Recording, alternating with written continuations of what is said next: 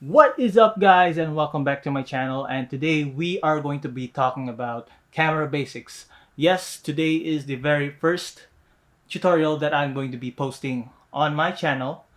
So yeah, let's get to it.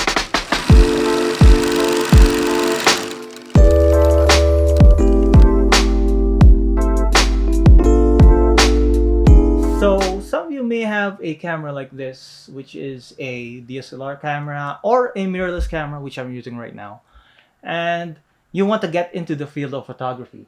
But the problem is you do not know how to use these cameras in manual mode, which is, for me, important when it comes to photography. So in today's video, we are going to be talking about the three most important settings in cameras, which is the shutter speed, the aperture, and the ISO. So let's start with the shutter speed. So here's an example of me throwing a ball up and down, and as you can see, the ball is frozen up in the air and it is tack sharp, really sharp. And I was actually shooting this at 800th of a second, meaning the shutter opens and closes really fast, as me very fast. And here's another example, and I'm actually shooting this at a 60th of a second, and as you can see, the ball is actually blurry. And so that is how shutter speed works. If you're shooting at a high shutter speed, everything that is moving fast will be frozen in time and you're not going to be seeing any motion blur. And if you're going to be shooting at a low shutter speed, everything that is moving fast is going to be blurry and you're going to get a ton of motion blur, which is not a bad thing. It actually depends of what kind of shot you want and what kind of look you want. So yeah, it really depends on what kind of shot you want. And the next thing that we are going to be talking about is aperture. And how this actually works is how the irises of our eyes work. A good example here is if we are in a dark place, our irises tend to widen up. And if we are in a well-lit situation, our irises shrink down and get really small. And that's how aperture works. Aperture actually controls the amount of light that is going through your lens. But not only that, it also controls what's happening in the background and the foreground, which is called the depth of field. Depth of field refers to the range of what is in focus. Here's an example of what I'm saying. So here's a photo of my lens and I put some fairy lights in the background. And as you can see, the background is quite blurry. That is because I shot this at 1.8. And that means my opening of my lens is very wide. And here's another photo, and as you can see, the background is a bit sharper than the first photo. That is because I shot this at f8. And that means my aperture opening is very small.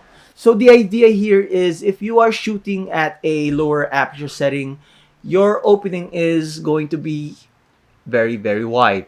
And what happens is you are allowing more light to get into your sensor. And not only that, you are also affecting the depth of field. It is making it more shallower, or the range of focus is more smaller. And if you're shooting at a higher aperture setting, what happens is your opening is going to be a little bit smaller and you're letting a little bit of light into your camera, and the range of focus or the depth of field is going to be more bigger. So when are you going to use these kind of settings? If you are going to shoot portraits, you want that blurry background, meaning you are going to shoot at a very low aperture setting. And if you're going to shoot landscapes, you want everything to be in focus, and that means you're supposed to be shooting at a very high aperture setting. So just remember this. If you're shooting at a lower aperture value, you get a smaller depth of field and a wider aperture opening. And if you're shooting at a higher aperture value, you get a wider depth of field and a smaller aperture opening. And lastly is the ISO. And this refers to the sensitivity to light of your camera sensor. This is actually useful if you're indoors or in low light situations. So what ISO does is it makes your sensor more sensitive to light. So right now I am shooting at 250 ISO and I am going to be closing all the lights in this room. So wait.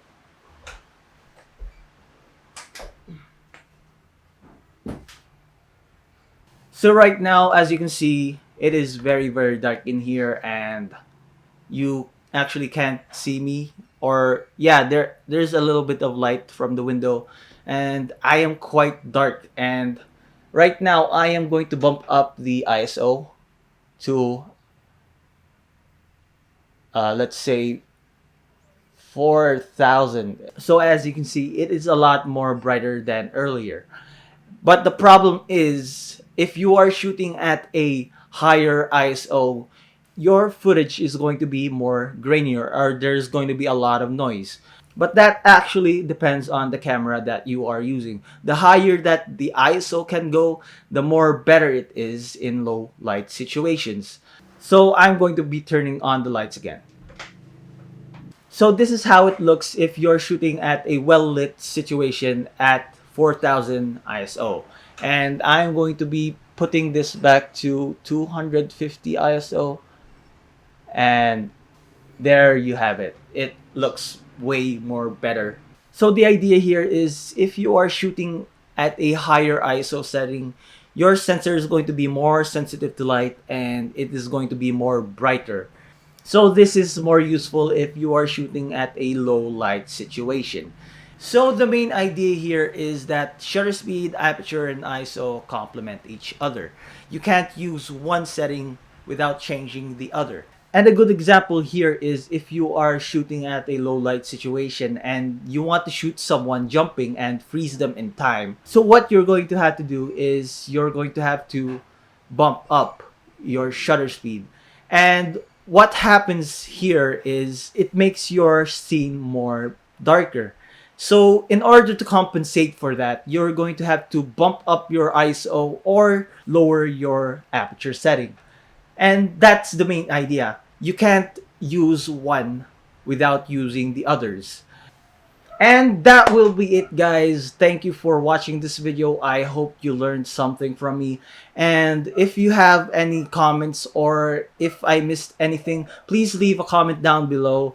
I would really want to know what I missed and I would really like to learn more from you guys. And if you have any requests like tutorials or short films, please leave a comment down below. I would really want to know what you want to see in my channel. And once again, guys, thank you for watching this video and I will be seeing you in the next video. And remember this, keep creating, keep the fire burning.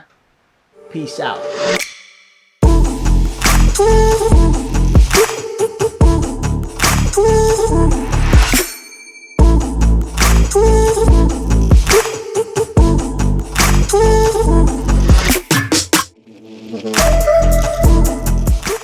And we are going to be starting with shutter speed. And we are going to be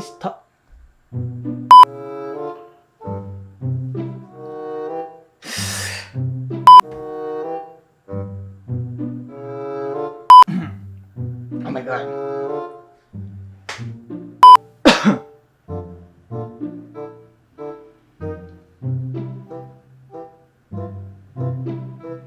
How we photographer mother motorcycle